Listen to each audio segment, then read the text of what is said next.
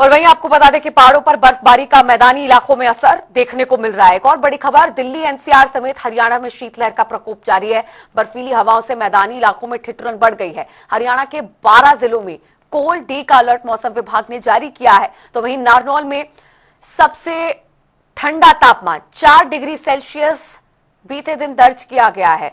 लोग ठंड से बचने के लिए कई उपाय कर रहे हैं, अलाव का सहारा ले रहे हैं। सरकार ने ठंड से बचने के लिए अब एक खास एडवाइजरी भी जारी की है। गर्म कपड़े, दवाइयां और जरूरी सामान तैयार रखने, ठंडी हवा से बचें और घर से कम बाहर निकलें।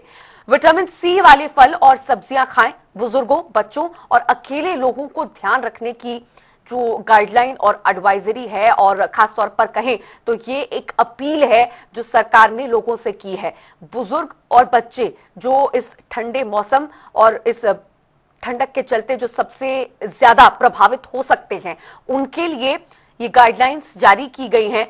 दिल्ली एनसीआर और हरियाणा में कोल्ड डे का अलर्ट मौसम विभाग ने जारी किया है।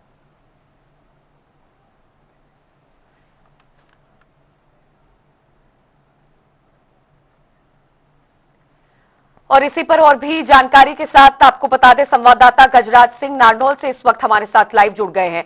गजराज, नारनौल में सर्दी को लेकर फिलहाल क्या अपडेट है? क्या बदलाव मौसम को देखते हुए लोगों के लिए किए गए हैं, आम जनता के लिए?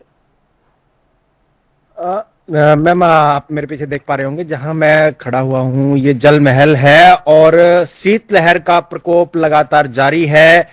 सरकार ने रैन बसेरों की जो सुविधा की है, लेकिन जो ठंड है वो आप देख सकते हैं 9 बजे से ज्यादा का समय हो गया है। मेरे पीछे जो कोहरे की चादर सीधे तौर पर देखी जा सकती है। 50 मीटर से भी कम की दूरी पर जल महल है, लेकिन साफ तौर पर वो नजर नहीं आ रहा।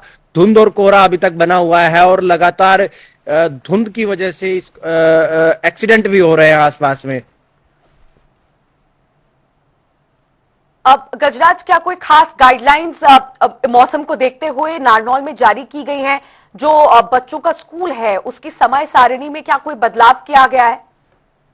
जिला प्रशासन ने माननीय उपायुक्त श्री मनोज कुमार ने एडवाइजरी जारी की है कि 15 तारीख तक स्कूल ना लगाए जाए, लेकिन उन नियमों का उल्लंघन किया जा रहा है सीधे तौर पर। आज भी एक वीडियो मेरे सामने आई है, उसके अंदर जो बच्चे अभी भी स्कूल में जा रहे हैं, और साथ ही जिला प्रशासन ने ये एडवाइजरी जारी की है कि कोई जरूरी काम होने पर ही आप घर से बाहर निकले, अपने स्वास्थ्य का ध्यान रखें।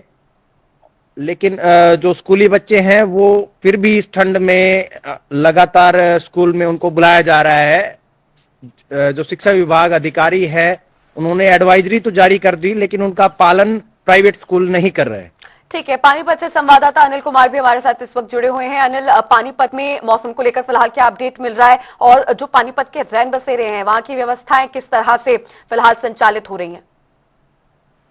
बिल्कुल, मैं आपको बता दूं, जिस तरह से पहाड़ों में बर्फबारी हो रही है उसका असर अब जो जमीनी स्तर पर भी काफी जमीनी इलाकों में भी देखने को मिल रहा है। बता दें कि पहले कोहरा लोगों को परेशान कर रहा था, और इसके चलते मैं बता दूं कि अब जिस तरह से शीतलहर जो चल रही है उसके कारण जो ठंड है वो काफी बढ़ गई है। मैं बता दूं कि अगर तापमान की बात करें तो रात को 8 डिग्री टेम्परेचर और दिन में अधिकतम 13 डिग्री तक टेम्परेचर है। और जिस तरह से रात में ठंड होती है उसी तरह से अब दिन में भी ठंड हो चुकी है, क्योंकि जो शीतलहर है वो चल रही है लगातार। बता दें कि 15 किलोमीटर प्रति घंटे की रफ्तार से जो शीतलहर चल रही है उससे कहीं ना कहीं जो है ठंड का प्रकोप काफी बढ़ गया है, जिससे प्रशासन की अगर बात करें तो प्रशासन द्वारा भी एडवाइजरी जारी की गई है कि जो बच्चे और बुजुर्ग हैं उनका खासकर ध्यान रखें, और जो दवाइयाँ और जरूरी सामान है वो साथ में रखें, गर्म कपड़े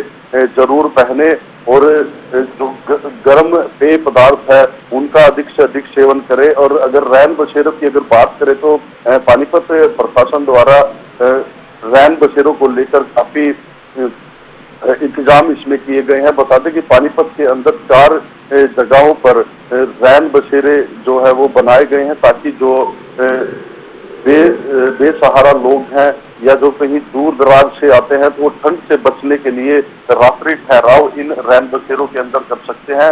रैन बसेरों के अंदर प्रशासन के द्वारा जो है वो गर्म कपड़े और अन्य जो मूलभूत सुविधाएं हैं ठंड से बचने के लिए, वो सभी उपलब्ध यहाँ पर करवाई गई हैं। और इसके साथ साथ जो है हेल्पलाइन नंबर भी जारी किए गए हैं कि अगर कोई भी व्यक्ति ठंड के अंदर परेशान है तो कहीं ना कहीं उन नंबरों पर संपर्क करके वो रैन बसेरों तक सकता है।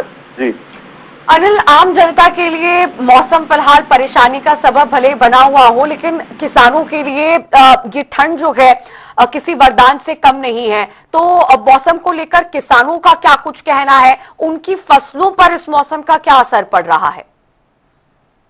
बिल्कुल, मैं आपको बताना चाहूंगा, जिस तरह से ठंड कहीं ना कहीं लोगों को परेशान जरूर कर रही है, लेकिन जो ठंड है वो किसानों के लिए एक वरदान से कम साबित नहीं हो रही है। क्योंकि मैं बता दूं कि जो ये सर्दी का मौसम है, इसमें जो गेहूं की फसल है, सरसों की फसल है और अन्य एक दो फसल और है जो इस सर्दी के कारण ही होती है। जिस तरह से कोहरा और ठंड पड़ती है तो उन फसलों की ग्रोथ भी होती है। इससे जो किसान है वो कहीं ना कहीं काफी खुश जरूर नजर आ रहे हैं, क्योंकि जब तक जो किसान की फसल अच्छी पैदावार नहीं होगी तो कहीं ना कहीं उनको मुनाफा भी नहीं होगा। तो अगर जो ठंड बढ़ती है तो ठंड बढ़ने के कारण जो गेहूं व अन्य जो कई प्रकार की फसलें हैं वो बहुत अच्छी पैदावार उनकी होगी।